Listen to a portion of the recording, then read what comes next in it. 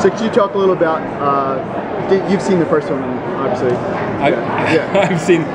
Yeah, oh yeah, you did the first one. Sorry. It's a long week. No, the further, yes, of course it's the first one. The difference between the two, the evolution of the two. I mean, it's a long time between them. Yeah.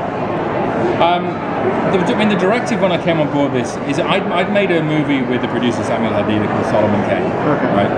And just prior to that, Sammy had made Silent Hill. And I remember actually driving down to meet him in his LA office and seeing these huge billboards for Silent Hill just coming out that week. So I'm thinking, this is great billboards. I went to see the movie. I'm a gamer, so I'm a Silent Hill fan.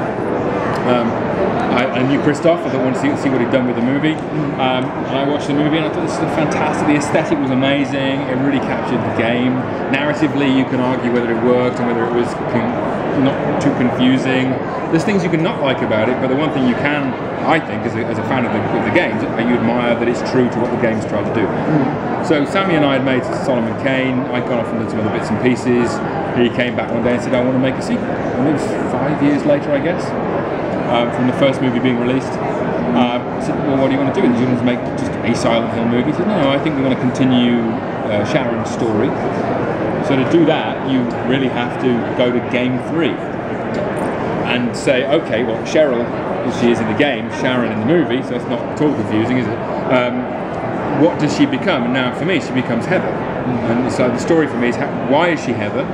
What is the continuation of her story? And how can we conclude that story? Now, game 3 is a great framework for that. You have vomiting gods and things like that, so that's a kind of tricky territory to do in a movie. But the foundation of that, making it the story of a child looking for her parent, as opposed to a parent looking for her child, which is what the first movie was, it felt it was not interestingly nicely reflective. My challenge as the writer, as well as the director, but the writing part was a hard one, was, okay, I've got to make a sequel to the first movie that makes sense, and Christoph and Roger Avery had left me with a little bit of baggage to figure out. You know, at the end of that first movie, they're trapped in the other world. Christopher De Silva, who's Harry in my movie, can't see her. How does she get back? I have to explain that. Then I have to make that story a sequel. Then I have to take the story from game 3 and adapt that in a way that makes sense for the sequel of the movie. And I have to write a story which makes sense to people who've never seen Silent Hill, never played the game, and do not give a shit about the mythology of Silent Hill. They just want to pay their money and have an entertaining horror movie. So those are those 3 things, and I hope, I've made all those things work. Now, I'm sure there'll be Silent Hill fans, and there are some pretty hardcore fans out there who will say, you fucked it up. And they might well be right in some places, but I did my damnedest to keep it true. I like the games, I'm a fan of the games. I think what those guys at Konami did, and Akira and his team, when they created games, and they are seminal computer games. You know, they're the first games I played as a young guy, where you go, this is cinematic, I am engaged in an emotional way. I'm following a character story, I'm playing the narrative and exploring and doing this adventure, and I'm having the shit scared out of me all at the same time. You know, and nobody had done that before Silent Hill. So there is a heritage that you want to keep pure to. So that's kind of all the bits, all the balls that are up in the air. Try to gather those things together and make a coherent movie out of it. So are there any seminal Silent Hill stuff that a hardcore gamer that's grown up with all the games is going to recognize from movies, other than Pyramid? God, yes, absolutely. And a pure hardcore gamer is going to beat me up for putting Pyramid in this, because Pyramid comes from game 2 and not game 3. But my argument is that he's in movie 1. So what I can do is suddenly pretend he doesn't exist anymore, and I use Pyramid in a way which is, I feel, appropriate to Heather's psychological situation. Right? In the game world, the mythology of Silent Hill is a pyramid is a corruption of the executioner. Right? Now, if you watch my movie, that is used. You know, he has a purpose. Now, and partly because with Adelaide being my leading lady, she's just about to turn 18, she's becoming a woman, her father is important. Pyramid to me represents masculinity and the power of masculinity and what he can do to protect and to oppress at the same time. And I have another monster in this movie, which is a very feminine monster, who is a counterpoint to Pyramid's masculinity. So, you know, I thought about this stuff and I tried to make it work. Now, in terms of images from the game which are exactly identical to the movie. There's a handful of places where I hit that and I deliberately try and construct something where if you're a game, you go, I played that, I saw that moment. You know, I'm a fan. I'm serving myself. I'm not serving the fans because I'm part of that crowd. You know, and I use the Lakeside Amusement Park as a big sort of location for this movie. It's a great thing in the game. The carousel with the fire burning around it as they descend into hell. That's in the movie. You know? Yeah, yes, I deal with it slightly differently, but the resolution is the same.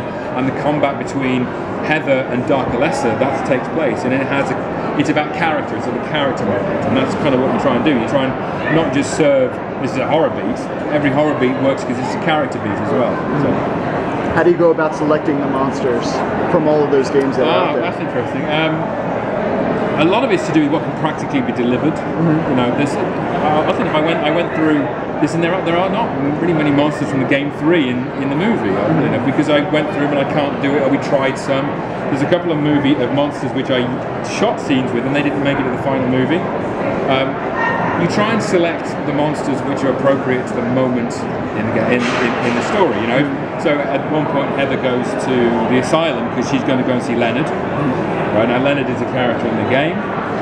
He's spoken about, and in the game you only ever see the Leonard monster. You hear the voice over the phone, but you don't see the monster, the human personification. And I really wanted to see the human personification of Leonard. So I call Malcolm McDowell. Because if anybody's going to get that, it's going to be him. So Malcolm comes in and delivers a great scene where you go, yeah, I can see that's the Leonard monster. Now, it becomes the Leonard monster later on, so that's why he's there. She's in an asylum and she's attacked by a creature. You know, you're in an asylum, you're doing surgery on brains. You know, it's all about that kind of viscera. So I thought, okay, let's create what we call the brain monster, which is a guy who's had a lobotomy, which is his entire cranium has been opened up, and you see all the skin dissected. And that's a practical creature. That's a makeup job which Paul Jones and his team created, and it's absolutely brilliant. And he walks, this guy in this costume with his gangly limbs and all these kind of pustules and open sores, and his whole brain is exposed, and there's no face, but there's open, broken mouth, and all these teeth all over the place. It's awesome, you know, and it helps the actors. Do you design any of the monsters yourself, or do you leave that to super technical people? Do I design the monster myself? I think it would be too self-serving to say I design them, but I definitely do sketches and I say I want this monster to do this. Yeah, I mean, like, well, to coin a phrase, flesh them out. Yeah, Paul Jones and Patrick Tatopoulos flesh them out, and I say, okay, I want a mannequin monster. I want a creature made like a spider-like creature made of the mannequin. So in the games, there are mannequin creatures, but I wanted to take it one step further and to sort of almost explain the life cycle of this creature. And if you watch the movie, you can sort of go, oh, it's made of this in this way, and this is what happens to the people. So yeah, and I sat down with Patrick and said, okay, what would you do? And we got a few designers, and they did me drawings or painting, and said, okay, Paul Jones, how do we build that? And Paul will come back and say, yeah, I do this, this, and this, and we'll do a mold, and we'll make that. Or that's going to be tricky to do. And it turned out that the mannequin monster is the only monster in the movie which is entirely digital. It's a fantastic creation, but there was just no way to deliver it practically. So sometimes you go to a man in a suit, and as far as I'm concerned, I'd rather have the creature on the set and light it well and just make it look good and make it performed well. Sometimes you can't do that. So you prefer practical over CGI? I'd always go practical over CGI. I mean, and that's a sort of an ego thing as much as anything, is I want to control it. The moment I have an actor, even if it's a guy in a monster suit, I can stand there, do this, perform it this way, I can show them what to do. Suddenly I'm going into the digital world, and I'm basically saying to my actors, okay, this is a tennis ball, but it's going to be really scary eventually. Please treat it accordingly. No, I go, this is Red Pyramid, he's 8 foot tall, he's got a huge fucking sword in his hand, and if you do not get away from him, something bad's going to happen. That's much easier to do. So the choice is driven by, I want the best movie I can get, and I'm an old school guy. I like, men in suits. It's fun. So it's about making the right choices. But the Silent Hill movie has got a very polished aesthetic. It's got these kind of the real world, the fog world with all the ash coming down, and the darkness, and this transformation from these three worlds. The darkness falling with the world peeling around her. I mean, it was great in the first movie.